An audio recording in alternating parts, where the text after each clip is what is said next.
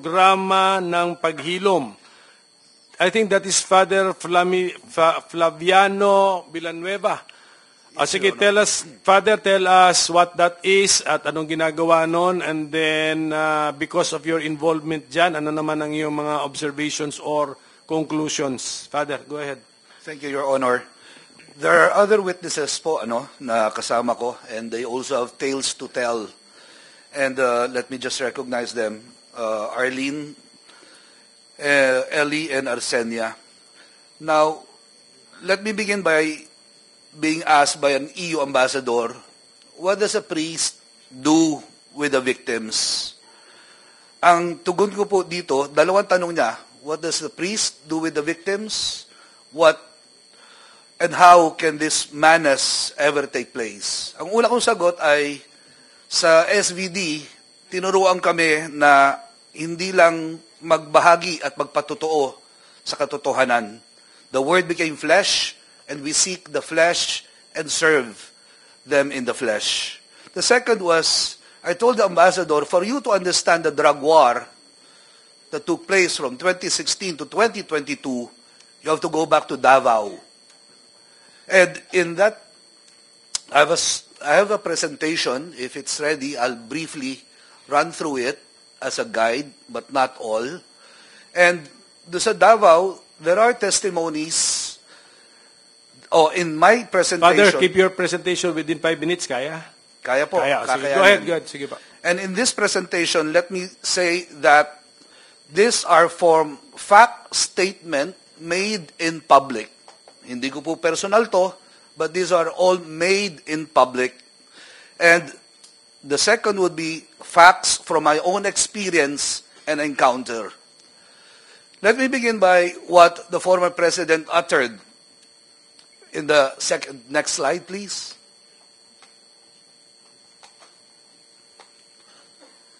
Following the death squad would be the statement, they are saying that I'm part of a death squad. True. That is very true. I'm just pointing a point. Followed by, next slide, please. The other slide. If you are doing an illegal activity in my city, if you are a criminal or a part of a syndicate that preys on the innocent people of the city, for as long as I am mayor, you are a legitimate target of assassin. At ito po ay pinatutuhanan sa susunod na slide ni Arthur Las Cañas, who said, and I quote, Duterte is the Lord of all drug lords in the southern Philippines. He is the most dangerous person in the southern hemisphere. End of quote. Another person na nagpatutuo po ay walang iba kung hindi si Edgar Matubato. Ang kanya pong winika ay, it was Mayor Duterte himself who recruited us. He was present when we were organized during a meeting at the Old Men Seng Hotel. He called us the Lambada Boys. Our work was to kill and only to kill. At the start of the Lambada Boys, actual killing served as our training to kill people who were defenseless and who were caught unaware. This is the Davao template. And moving forward, and just to sum it from the records made in public, meron po 1,000 hanggang o at least 1,000 ang namatay sa 1998 to 2008. Moving forward, what did we discover in the DDS template? Let me provide 4 elements sa nakita ng mga testigo.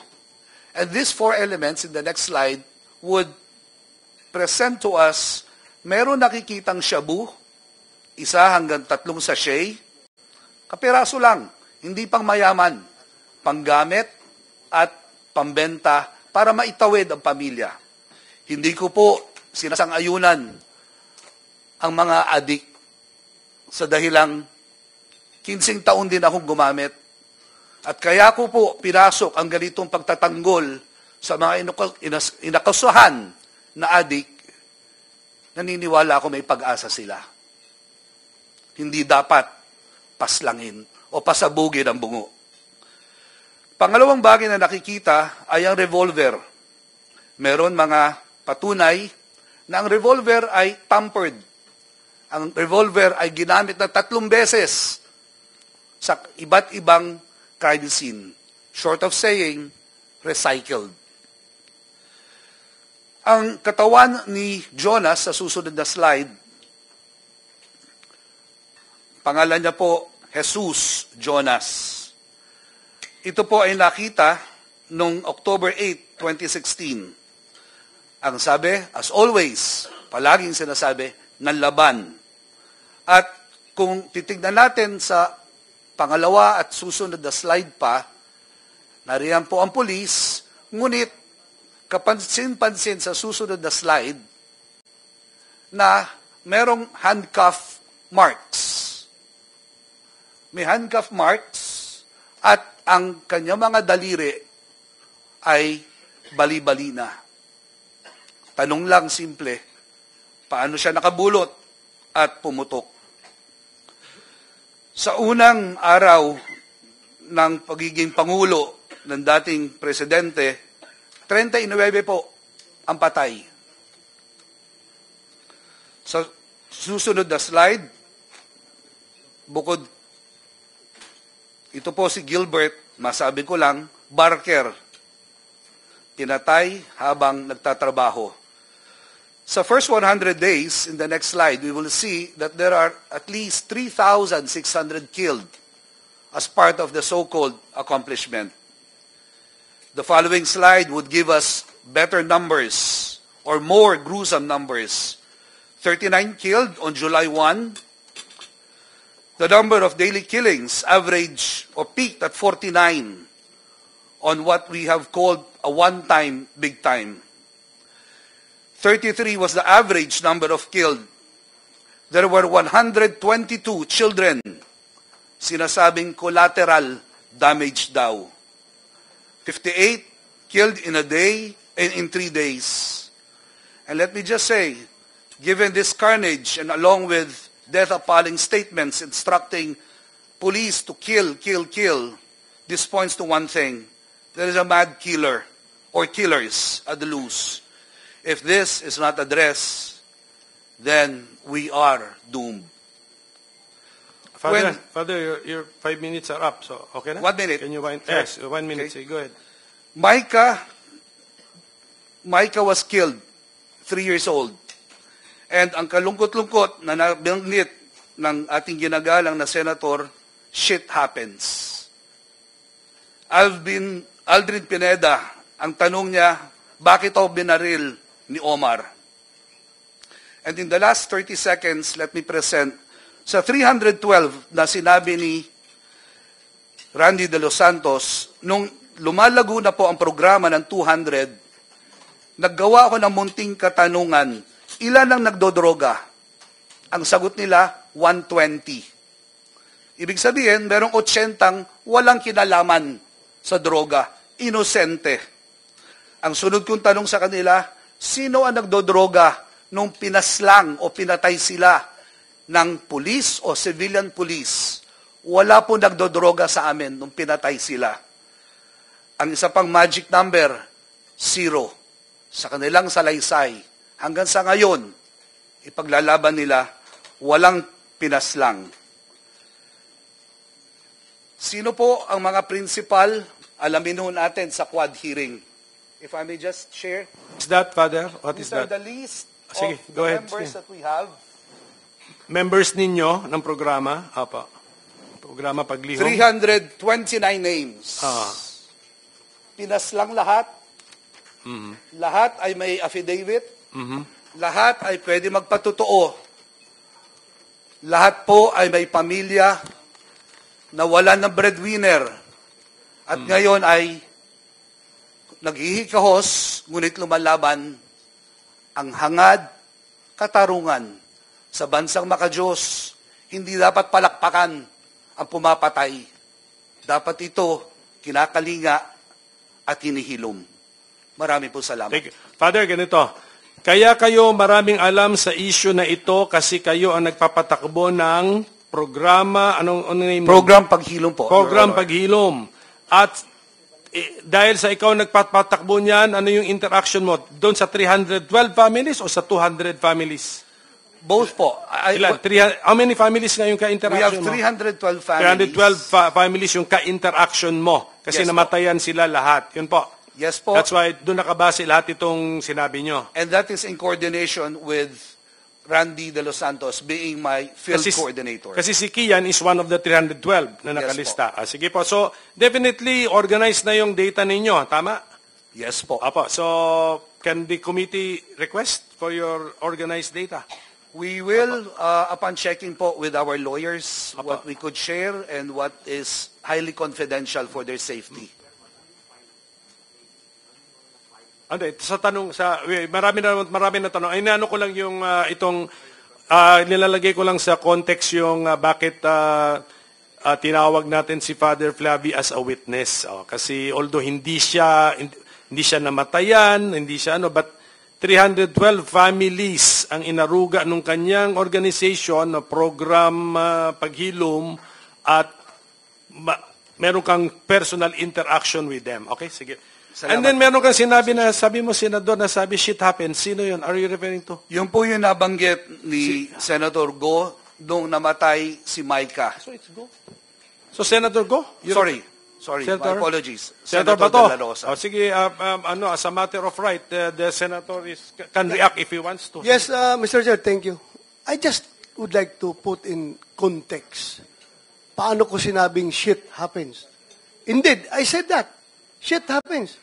Because sa amin sa police, sa military, during operations, when you don't have complete control of the operational environment, you expect shit happens. Yun nga, nangyari nga. Namatay yung bata, tinamaan yung bata. Talagang, for me, for us, shit happens. Nangyari yun. So what's the fuss? What's the fuss about blaming ourselves for... Sinabi ko, talaga nangyari. Hindi perfect yung operation. Hindi mo kontrolado ang environment. May tinamaan na bata. So, anong tawag ko dyan? Perfection happens? There's no perfect operations. Sometimes shit happens. That's what I say that. But that does not mean to degrade the soul, the departed soul of that child na namatay. Ang problema lang sa inyo, Father, you are trying to capitalize my words for propaganda purposes. That's very bad, Father. Masama po yan. Huwag niyong gamitin, you do not take the word out of context para i-propagandize yung isang issue. Ako, sinabi ko shit happens because I'm blaming myself as the chief PNP. Nangyari yung hindi dapat nangyari. Namatay yung bata, tinamaan. Really, shit happens. Pero, when the media presented it, when the media articulated it in their papers, wow, iba na. Bato is demonyo na. Na yung bata parang masaya pa dahil lang namatay yung bata. Mali po yun, Mr. Chair. So, matanong ko lang si Father, when you said that you used drugs for 15 years, ano po yung drugs na ginamit mo, Father? Shabu po, at bago pa mag-shabu. Pare ka na noon? Siyempre, hindi pa ho. Hindi ka pa pare. Natural po. So, 15 years. How old ka nag-start gumamit na Shabu? Father, ako sagutin niyo. Mr. Chair, simula po ako ng 16. 16. Opo. 16 plus 15, that's 31. Kailan ka naging pare? 2006. 2006. How old were you? 2006. 31 ho. 31. So meaning, nasa loob ka pa ng seminaryo, gumagamit ka na Meron Shabu. po akong tinatawag na relapse, Mr. Chair. Relapse. That's good. I congratulate you for reforming your life. Salamat And being po. a good example. I congratulate you. You are a good example to this community. Salamat po, Mr. Chair. Pero hindi po ako gumagawa at nagfa-fabricate o pinapalobo. When you said that you do not you do not intend to hurt the feelings of the bereaved, by the word itself, you already did. Salamat po, Mr. Chair. Well, depende sa inyo yan. That's subjective, Mr. Chair. Kasi sa akin, when I see shit happens, that's for us to blame ourselves. That shit happens. That is not intended for the people or the victim. And Can we contextualize? Aminado naman si Senator Bato, konektado ito sa 1-year-old na namatay, kaya kayo napasalitang shit happens. Yes, Mr. Chair. Three-year-old. Ilan? Mr. Chair, 3-year-old. 3 years old daw. Na nangangarap ding Okay. maging police. Sige, Father, ikaw familiar sa what happened doon sa 3 years old na namatay? Sige nga, so that we will see the Sa